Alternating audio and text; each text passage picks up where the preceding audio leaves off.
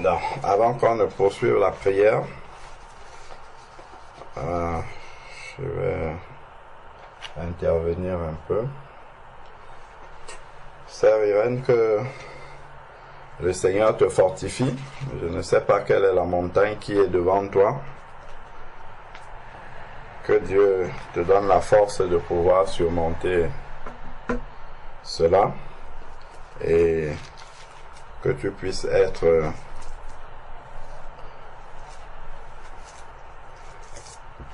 courageuse pour pouvoir aller jusqu'au bout. Donc, si le Seigneur a permis qu'une telle épreuve que je ne connais pas arrive dans ta vie, comme tu le sais déjà, le Seigneur estime que tu es prête à pouvoir surmonter cette épreuve-là. Sinon, il n'aurait pas permis que ça puisse arriver dans ta vie. Et ensuite, l'épreuve que tu traverses est indispensable pour la suite de ta marche avec le Seigneur. La marche avec le Seigneur peut être comparée par exemple aux études. Les études que pour certains d'entre nous, nous avons eu l'occasion de faire. Donc, on va étudier des leçons. Après, on va être évalué sur les leçons que nous avons étudiées pour passer en classe supérieure. Sauf que la classe supérieure, en fait, tu ne sais pas ce que c'est.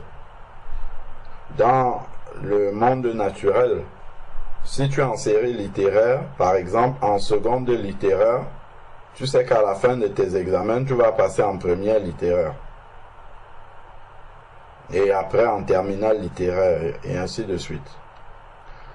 Avec le Seigneur, tu es en seconde littéraire. Tu ne sais pas si après ça, c'est en première scientifique qui va t'envoyer, ou bien en première économique. En fait, tu ne sais pas. Et le Seigneur va ajuster les épreuves, les examens que tu dois passer en fonction s'il doit t'envoyer vers la première scientifique après. Ce sont des épreuves de mathématiques, de physique, de chimie, ainsi de suite. C'est là-dessus qu'il va insister. Si c'est vers une première littéraire qu'il va t'envoyer, il va insister sur le français, les langues, ainsi de suite.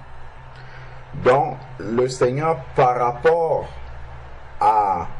au projet qu'il a pour ta vie, au plan qu'il a pour ta vie, à l'utilité en fait qu'il veut que tu puisses lui être pour l'avancement de son œuvre et pour ta propre croissance spirituelle, les épreuves seront adaptées exactement à cela. Et lorsqu'on est submergé comme ça par l'épreuve, c'est à la parole de Dieu qu'il faut regarder.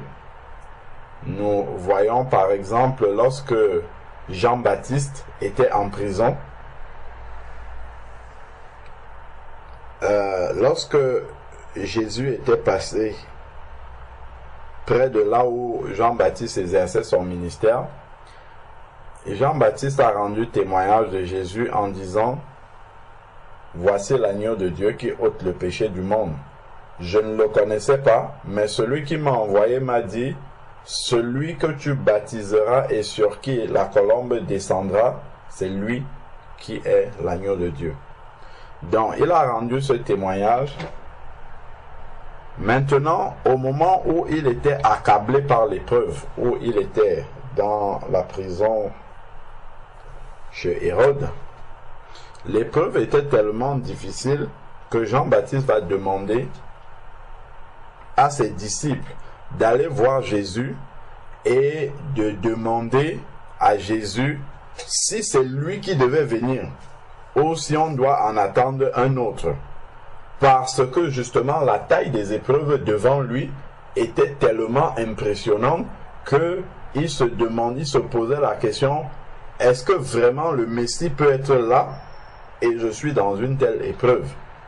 ça effectivement, bien qu'étant le plus grand de tous les prophètes, d'après le témoignage que Jésus a rendu de lui, devant la taille de l'épreuve, à un moment donné, il a quitté Jésus des yeux et son regard était maintenant posé sur les circonstances, un peu comme Pierre qui marchait sur l'eau et après qui a quitté Jésus des yeux et quand il regarde l'environnement dans lequel il est, il commence à plonger. Jean-Baptiste, c'était la même chose.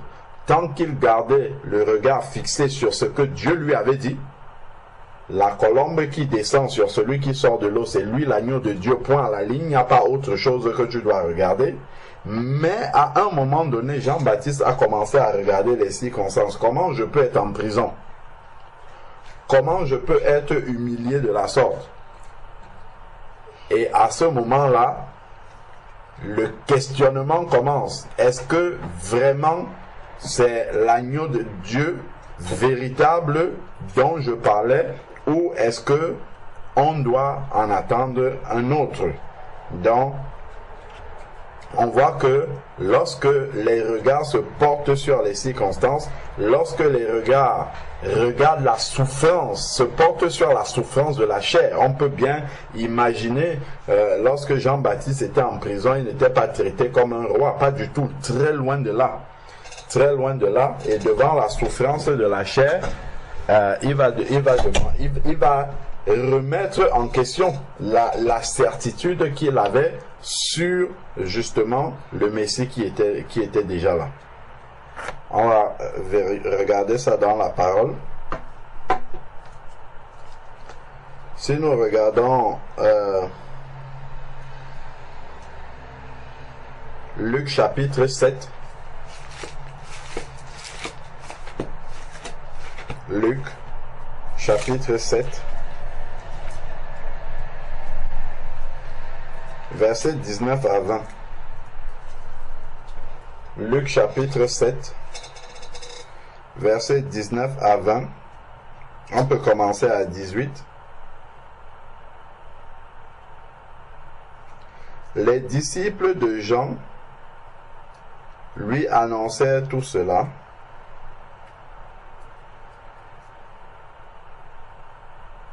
Jean appela 2 de ses disciples et les envoya vers le Seigneur pour lui dire: es-tu celui qui doit venir, ou devons-nous en attendre un autre? Voilà la question que Jean-Baptiste pose, mais il pose cette question-là poussé par les circonstances dans lesquelles il se trouve.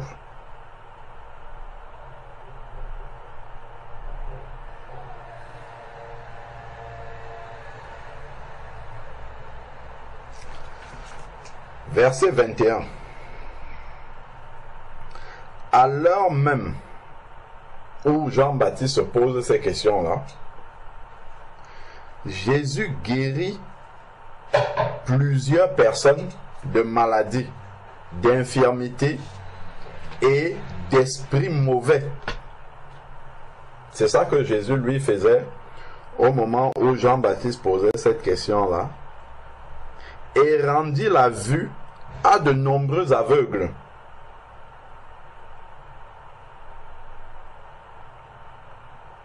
Voilà le travail que le Seigneur était en train d'opérer.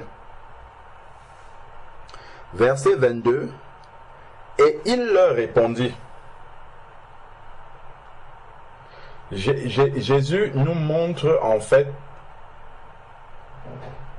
au travers de sa réponse, dans la difficulté, là où il faut regarder. Nous connaissons déjà: je lève les yeux vers les montagnes, d'où me viendra le secours me vient de l'Éternel. Regardons ce que Jésus dit ici. Et il leur répondit. Jésus aurait pu dire: allez dire à Jean-Baptiste de ne pas s'en faire, je suis le Seigneur, voilà, je vais trouver une solution pour lui, je vais agir, je vais le sauver, ou bien tu vas mourir en martyr. Jésus aurait pu envoyer une réponse comme ça, ou même une parole de fortification, de consolation, ainsi de suite. Regardons bien comment Jésus répond.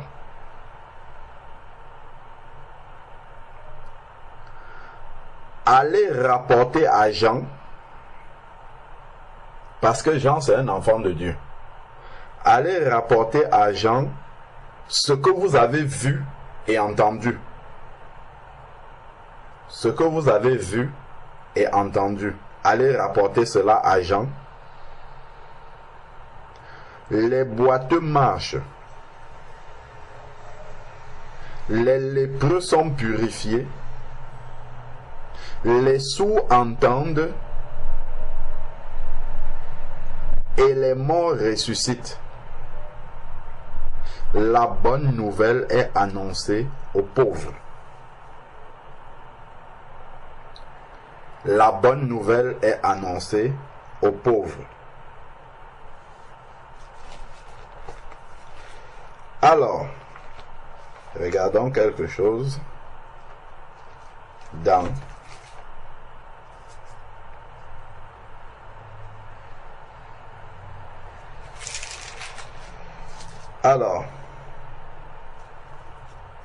Ésaïe chapitre 61.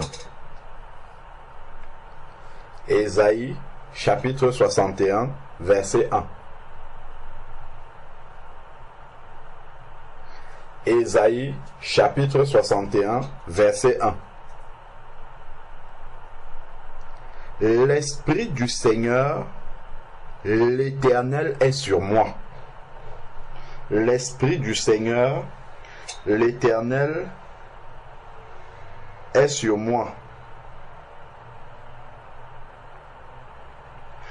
Car l'Éternel m'a donné l'onction, il m'a envoyé pour porter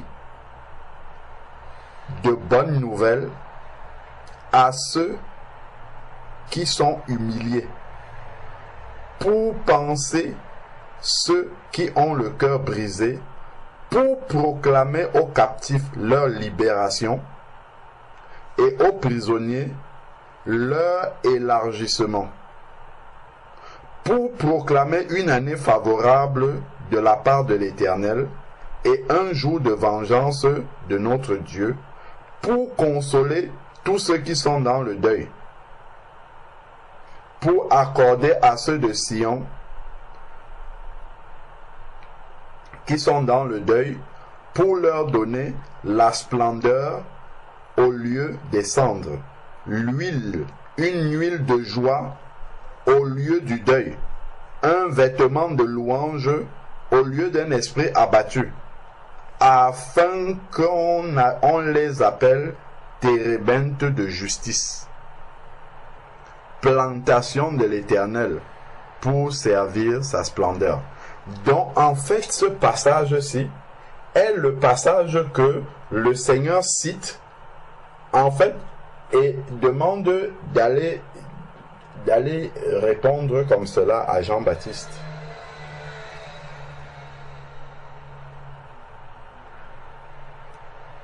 On comprend en fait que le Seigneur demande simplement d'aller rappeler la parole de Dieu à Jean-Baptiste, c'est tout.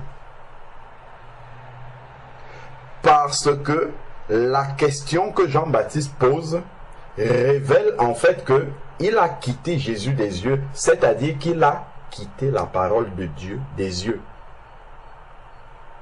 La foi vient de ce qu'on entend. Ce qu'on entend vient de la parole de Dieu.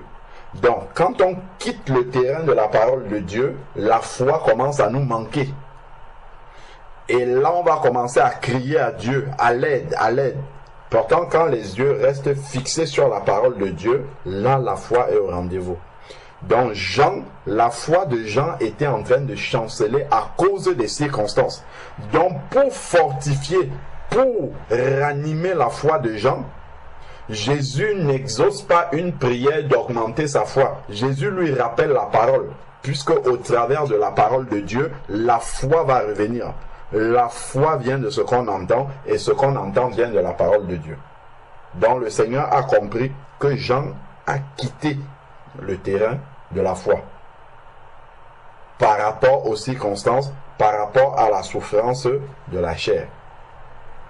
Il en est donc de même pour nous également, lorsque nous sommes accablés par de multiples épreuves, de diverses souffrances, ainsi de suite, et que nous acceptons la croix dans ces cas de figure-là, nous devons nous souvenir de la parole de Dieu qui nous dit, allons dans 1 Corinthiens chapitre 10, 1 Corinthiens chapitre 10, 1 Corinthiens chapitre 10, verset 13. Aucune épreuve ou tentation, ils ont dit ici, aucune épreuve ne vous est survenue qu'elle n'ait été humaine.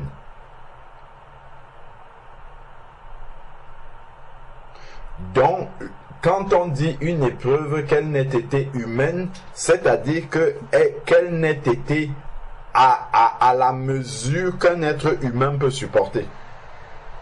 Qu'elle n'ait été à la mesure de ce que nous, personnellement, nous pouvons supporter. C'est-à-dire que le Seigneur ne va pas nous voir encore à la maternelle et il prend une épreuve de terminale scientifique et il vient nous déposer ça en examen. C'est pas ce qu'il va faire. Déjà, les profs humains ne font pas ça. Encore moins le Seigneur. Donc, le Seigneur ne va pas nous voir en CP et il vient nous donner une épreuve de licence. C'est pas ce qu'il va faire. Donc, si il nous donne une épreuve, ça veut dire que nous sommes exactement au niveau de la classe qui correspond à cette épreuve-là. Et donc, justement, des versets comme celui-ci vont nous permettre de faire confiance au Seigneur que nous avons déjà normalement la foi suffisante pour traverser cette épreuve-là. Que nous avons déjà la maturité spirituelle, le nécessaire, l'équipement spirituel pour pouvoir traverser cette épreuve. Donc aucune épreuve ne nous est survenue qui n'ait été humaine, supportable humainement. Dieu est fidèle, même l'épreuve de Job. Dieu n'aurait jamais envoyé Satan toucher Job s'il savait que Job n'est pas capable de supporter cette épreuve-là.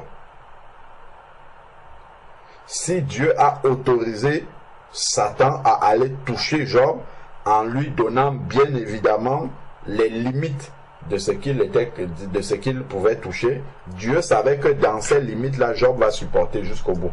Job était capable déjà de supporter jusqu'au bout. C'est pour ça que Dieu a laissé arriver cette épreuve-là.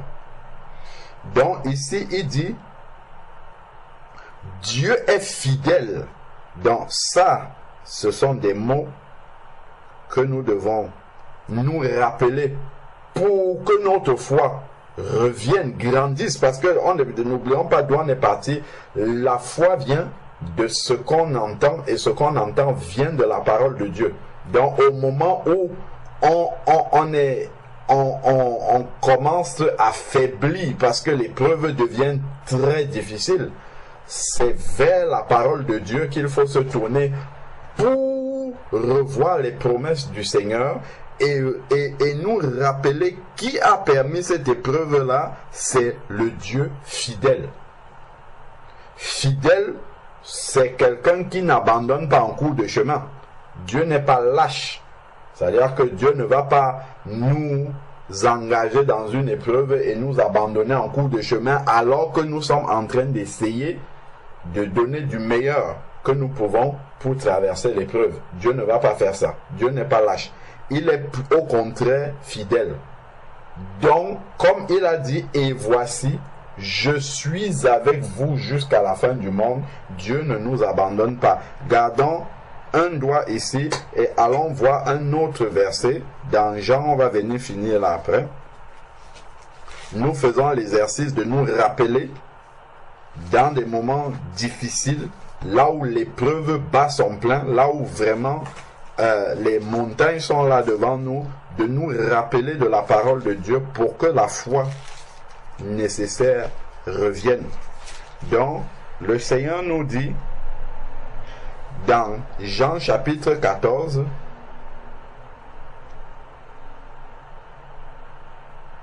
Jean chapitre 14, verset 18. Jean chapitre 14, verset 18.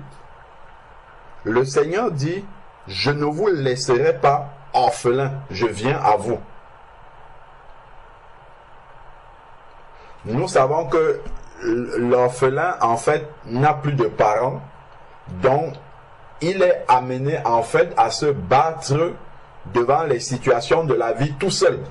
Il n'a plus le soutien d'un parent, il n'a plus les conseils du parent, et le parent qui a déjà quand même vécu, non seulement qui peut soutenir matériellement, moralement, et aussi qui peut donner les conseils de par son vécu, des conseils de sagesse, ben l'orphelin n'a plus tout ça. L'orphelin est abandonné à lui-même. Il doit compter exclusivement sur des ressources qui viennent de lui. Donc ça c'est la manière dont l'orphelin aborde en fait les combats de la vie. Et le Seigneur nous dit justement que au contraire, il ne nous laissera pas orphelins. Donc il ne nous laissera pas aborder les situations, les combats de la vie comme l'orphelin les aborde. Il vient à nous, donc il est avec nous. C'est ce qu'il dit dans Matthieu 28. Et voici, Matthieu 28, le dernier verset. Et voici, je suis avec vous tous les jours jusqu'à la fin du monde. Donc, lorsque déjà, quand je vois l'épreuve battre son plein, et quand je vois une situation où il n'y a pas le bout du tunnel, où je sens que là, ce qui va arriver là, je peux même dire non, ça c'est ma fin. Mais lorsque je me souviens en fait que dans la tempête dans laquelle je suis, dans la barque est en train de tanguer comme ça sur l'eau, mais que Jésus est dans cette barque-là, ça change tout en fait. Et c'est ce qui est arrivé aux disciples lorsque les disciples étaient dans la tourmente, dans la tempête. Ils étaient dans la tempête, ils regardaient les flots les submerger, ainsi de suite, mais ils avaient oublié complètement, ils avaient perdu de vue au regard de la difficulté, de la mort qui était devant eux. C'est l'expression qu'ils ont utilisée. Quand ils sont allés parler au Seigneur, ils ont dit, tu ne vois pas que nous périssons? Ils ont oublié en fait que le prince de la vie est avec eux dans la barque. La résurrection et la vie est avec eux dans la barque. Donc, même si vous mourrez là, il est capable de vous ressusciter. Déjà, donc même si ça va jusqu'au bout, il est capable de remonter la situation, même si elle arrive comment dire, à une phase qui est irrémédiable pour les hommes, irréversible pour les hommes. Lui, il est capable de ramener Lazare. Lazare était mort, ça faisait 4 jours. Quand il va au tombeau, Marthe lui dit, ça fait, Seigneur, ça fait 4 jours qu'il est dans le tombeau. Il sent déjà. Pour nous, les hommes, c'est fini. Lazare est rayé de l'existence humaine. Il n'existe plus, il n'y a plus rien à faire pour Lazare. Marthe lui a dit, quand le Seigneur dit, je suis la résurrection et la vie, Marthe dit, je sais qu'il ressuscitera au dernier jour. Parce que pour elle, humainement, dans le temps présent, il n'y avait plus rien à faire pour Lazare.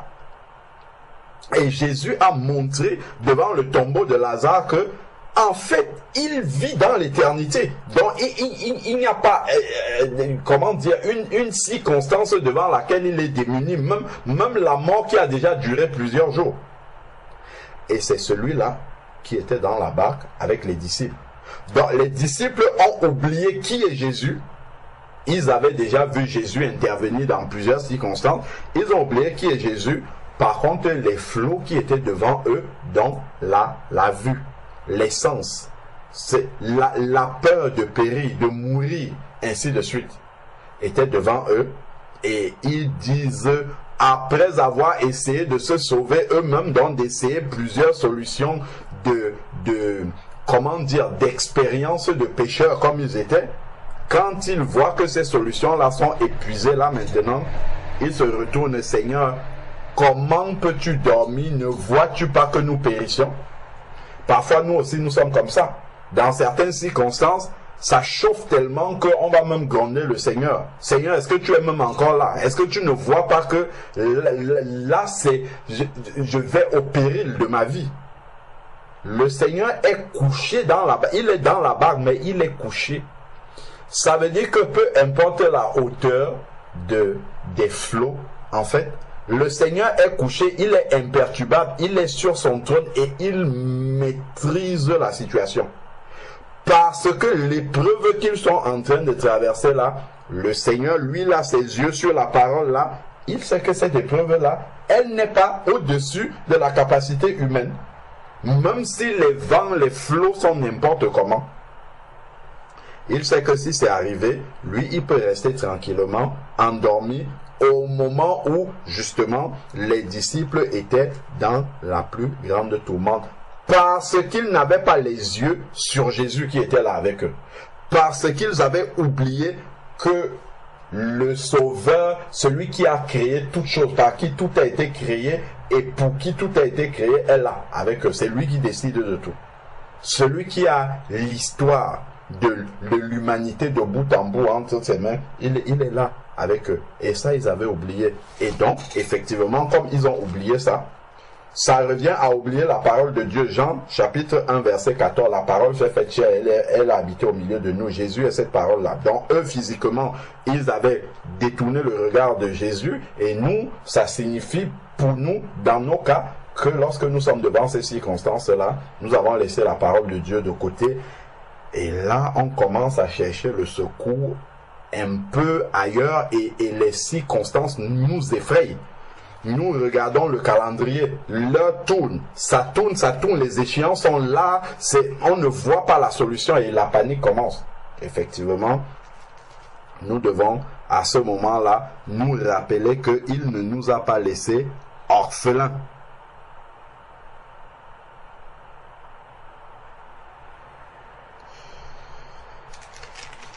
Donc, continuons ici dans 1 Corinthiens chapitre 10 verset 13. On a dit Dieu est fidèle.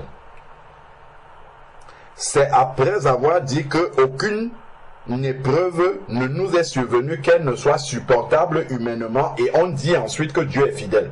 C'est-à-dire que il est derrière cette parole-là pour veiller à ce que ça se passe toujours comme ça. Qu'une épreuve qui n'est pas humaine, qui n'est pas supportable humainement, il veille à ce que son enfant qui est en CP, qui ne reçoive pas une épreuve de doctorat. Il veille à cela. Donc, et ensuite, maintenant il explique, si Dieu, comme Dieu, ce n'est pas si Dieu, comme Dieu est fidèle, il ne permettra pas que vous soyez tentés au-delà de vos forces. Ça doit déjà me donner, devant la mort qui est devant moi, je prends l'épreuve la plus catastrophique, devant l'ombre de la mort qui est devant moi, je dis bon, si c'est ça qui est l'épreuve qui est devant moi, ce n'est pas au-delà de mes forces. Si Dieu a mis ça là devant moi, ça veut dire que ça, je suis capable de traverser cela. Il ne permettra pas que nous soyons tentés au-delà de nos forces.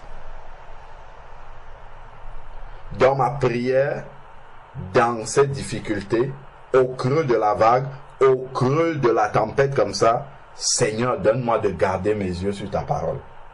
Seigneur, donne-moi que cette parole-là que j'ai mangée pendant autant de temps, qu'elle puisse remonter, qu'elle soit là, qu'elle produise la foi, que je puisse être même dans la louange et dans l'action de grâce. Car même si mes yeux ne voient pas encore le bout du tunnel, je sais que tu as le déroulement de bout en bout de l'épreuve que je suis en train de traverser. Donne-moi simplement, Seigneur,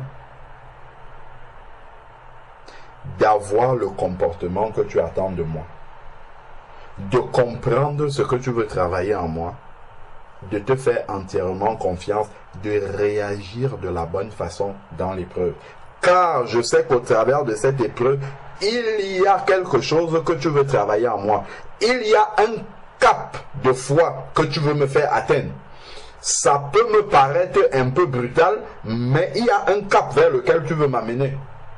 C'est vrai que quand je me regarde, je sens que je suis encore un peu fébrile pour cette épreuve-là, parce que je pense ne pas avoir la foi. Mais en fait, tu es en train de me faire grandir dans la foi pour que ma foi atteigne le niveau suffisant pour passer cette épreuve. Et c'est dans cette épreuve-là que ma foi va grandir.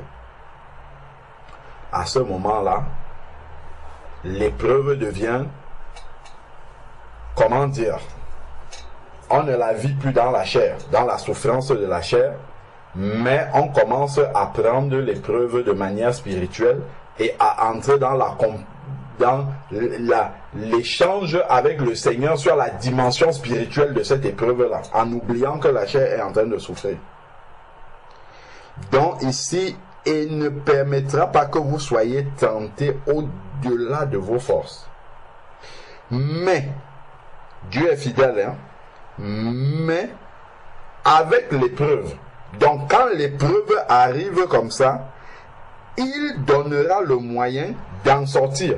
Donc quand je vois l'épreuve arriver là, je n'ai aucune solution. Humainement, je ne vois pas d'issue. Mais Dieu connaît l'issue. Si je sais que Dieu connaît l'issue, pourquoi je vais donc me fatiguer à essayer de chercher à gauche, à droite? Je reste au pied de celui qui a l'issue. Celui qui connaît l'issue, qui a la clé en fait de la situation. C'est à lui, vers lui que je dois me tourner et garder mes regards fixés sur lui. C'est-à-dire, là, c'est la parole. Il donnera le moyen d'en sortir pour que vous puissiez la supporter. Donc, ce qui va m'encourager à supporter l'épreuve, c'est la conviction que j'ai dans le cœur que Dieu donnera le moyen d'en sortir lorsque son heure sera arrivée. C'est ça qui m'encourage, c'est de savoir que Dieu n'est pas démuni devant cette épreuve. C'est de savoir que avant que cette épreuve-là n'arrive, Dieu le savait. La Bible nous dit que rien ne nous arrive sans que Dieu ne l'ait permis. Dieu savait que cette épreuve-là devait arriver. Il a permis que cela arrive parce que ça contribue à ma croissance spirituelle. Parce que ça contribue à me former, à me forger davantage pour que j'atteigne un niveau de foi suffisant pour ce qui m'attend pour la suite, pour le projet que Dieu a pour la suite. Évidemment, si Dieu n'avait aucun projet pour nous pour la suite, il ne mettrait pas les épreuves devant nous. On serait arrivé au terminus, à la statue parfaite de Christ, on n'a plus besoin d'épreuves et puis c'est bon, on attend seulement l'enlèvement. Mais comme Dieu a encore des projets, et ça doit être un encouragement pour nous, il faut qu'on soit prêt à aller au bout de ces projets-là. Donc on a besoin de formation. Formation, valider justement que nous avons acquis le nécessaire pour la suite. Et là, ça devient justement motivant en fait de passer les épreuves. Bien que ça ne soit pas réjouissant pour la chair, mais spirituellement, ça devient encourageant parce que nous savons que si Dieu permet ces épreuves-là, c'est parce qu'il y a une suite devant. C'est parce qu'il a un projet. C'est parce qu'il m'amène quelque part. C'est parce que... Et quand nous lisons les épîtres de Paul, lorsque nous voyons la profondeur de la révélation qu'il avait de la croix, par exemple, quelqu'un qui ne vit pas les souffrances qu'il a vécues ne peut pas avoir cette révélation de la croix. Sinon, même si Dieu la lui donne, elle sera tellement théorique que, en fait, ça ne pourra pas porter du fruit dans la vie des gens. Quand il prêche la croix comme ça, Dieu lui donne les épreuves qui vont avec la croix. Quand il dit la prédication de la croix est une folie pour celui qui périt, mais pour nous, c'est une puissance de Dieu. En fait, ce sont des choses qu'il expérimentait. Donc, quand il en parle avec l'expérience à l'appui. Donc, ça porte du fruit dans la vie des gens. Et c'est à ça que servent les épreuves dans nos vies. c'est pour que lorsqu'on va donner un témoignage à quelqu'un, lorsqu'on va parler, on va voir un frère, une soeur, un païen qui est dans une situation et qu'on va lui donner le témoignage en lui disant ce que le Seigneur a fait, ça va porter dans le cœur de cette personne parce que ça rendra Dieu vivant, en fait. Il peut avoir l'idée d'un Dieu lointain qui est dans le ciel là-bas, qui ne gère que les choses du ciel et qui n'a rien à faire avec ce qui se passe sur la terre. Mais quand il aura le témoignage de comment Dieu est intervenu, comment il a conduit dans une situation, il t'a conduit dans une situation difficile, point par point, tu étais dans l'angoisse, il y a eu des moments de doute, il y a eu ainsi de suite, mais la consolation a toujours été de regarder à Jésus. La personne qui entend ça sera encouragée. Par contre, si nous venons simplement lui lire, on dit, bon, ma soeur, sois forte, hein, il est écrit ceci, ceci, et puis on part, on ne lui donne pas un exemple de vécu avec ça. Là, il manquera quelque chose. Ça sera une belle histoire qu'on lui a racontée, mais il n'y aura rien derrière. D'où, justement, ces épreuves que nous traversons, c'est pour qu'il y ait des témoignages. Sans l'épreuve, il n'y a pas de témoignage. Et la parole reste lettre morte. Ce qui rend vie, justement, à cette parole-là, c'est justement, au travers des épreuves, que derrière, il y a des témoignages. Donc, tout cela est en fait des sujets qui doivent nous encourager, en fait, lorsque nous traversons des difficultés qui nous accablent selon la chair. Donc, lorsque nous regardons dans Jacques chapitre 1, verset 2,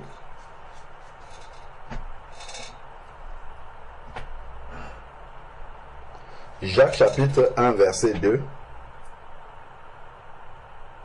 mes frères, considérez comme un sujet de joie complète. C'est pas une joie partielle, mais il parle de joie complète. En fait, ça c'est un langage spirituel. Quand je parle de langage spirituel, ce n'est pas dans la compréhension, mais c'est dans la manière dont on doit encaisser un tel verset. Si on encaisse ça selon la chair, ça va détruire notre chair en fait. Ça doit être compris par l'esprit. Il n'y a que l'esprit qui peut comprendre et accepter une telle chose. Que les épreuves qui sont difficiles pour la chair puissent être un sujet de joie complète. L'épreuve, en fait, est une croix. Et la croix fait comment? Elle détruit la chair. Et si la chair ne s'exprime plus, l'esprit prend toute la place.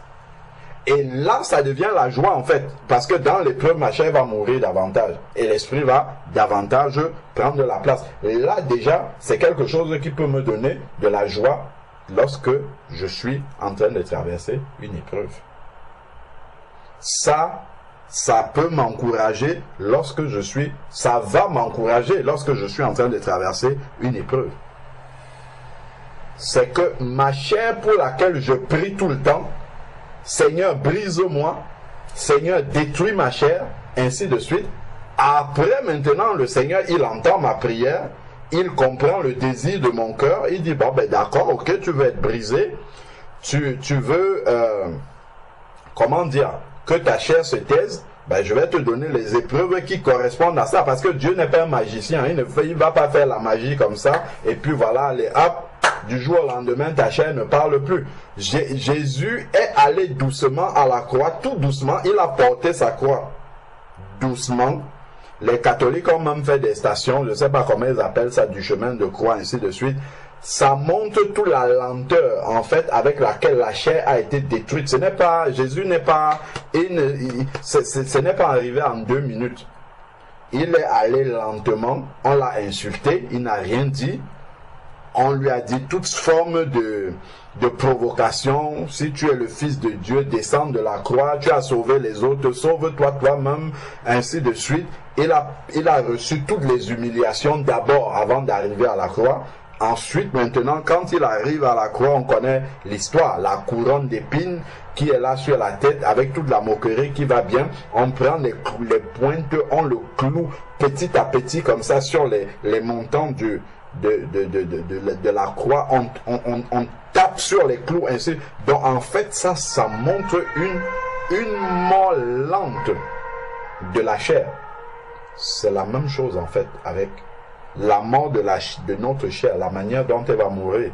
C'est une mort lente. Donc, l'épreuve, ça peut prendre du temps pour aller à la racine et faire mourir des choses en nous.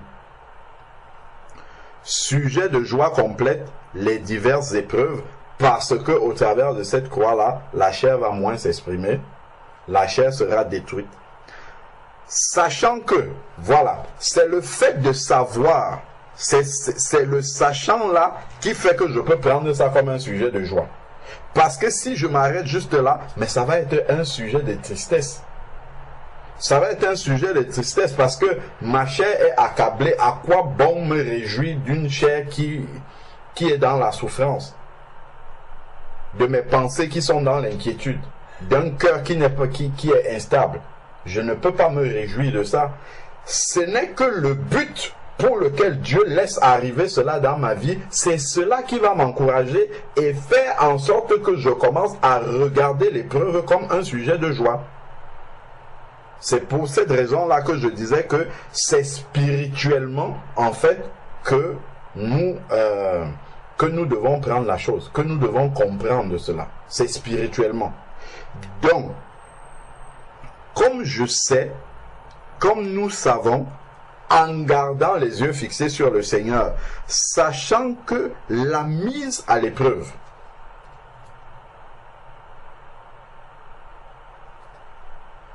de votre foi, dont nous avons la foi, c'est certain, sinon nous n'aurons pas accepté le Seigneur Jésus. Maintenant, cette foi-là doit être éprouvée comme de l'or, en fait. La foi, elle doit être mise à l'épreuve pour grandir, parce que en fait quand elle est épurée, elle grandit davantage. Donc ici, les épreuves de notre foi, ça produit la patience. Ça, c'est déjà un fruit de l'esprit qui est produit par l'épreuve, la patience. Or, plus le fruit de l'esprit arrive, plus il y a de fruits de l'esprit dans ma vie, cela signifie que l'esprit de Dieu a pris plus de place en fait en moi. Et donc, la chair a perdu du terrain. Quand l'esprit prend plus de place, la chair perd du terrain. Donc, le but justement, faire mourir davantage la chair afin que l'esprit prenne de plus en plus le dessus, la patience, un fruit de l'esprit. Et c'est ça qui va me faire être, comment dire, me faire me réjouir de l'épreuve, bien que ma chair souffre. C'est de me dire que désormais je serai plus patient. Par exemple, je serai plus enclin d'attendre la réponse du Seigneur, même si je souffre. Et je sais qu'après, je pourrai témoigner et dire que Dieu est un Dieu de miracles, parce qu'il m'a permis de me trouver dans une situation où seul un miracle pouvait me sortir d'affaire. Et j'ai attendu, ma foi a été soumise à rude épreuve, comme on dit, jusqu'à ce que je vois le miracle arriver. Donc maintenant, je peux témoigner que Dieu est un Dieu de miracles, et je sais de quoi je parle, parce que je l'ai expérimenté. La patience. Mais il faut que la patience, donc cette patience-là même doit encore être travaillée, accomplisse une œuvre parfaite. Donc le Seigneur va, comme on travaille l'or, il va épurer jusqu'à ce qu'on arrive à la perfection. D'où en fait tu vas sortir de telle épreuve, tu tombes dans une autre. Tu sors d'une autre épreuve, tu tombes dans une autre. Parce que ça doit grandir. Ça doit grandir, la foi doit grandir jusqu'à atteindre la perfection ici. Accomplisse une œuvre parfaite dans un but. On avait dit que si le Seigneur permet les épreuves dans ma vie, c'est parce qu'il a un plan pour moi. Voici le plan qui est là, afin que vous soyez parfaits. c'est pour nous amener à la perfection.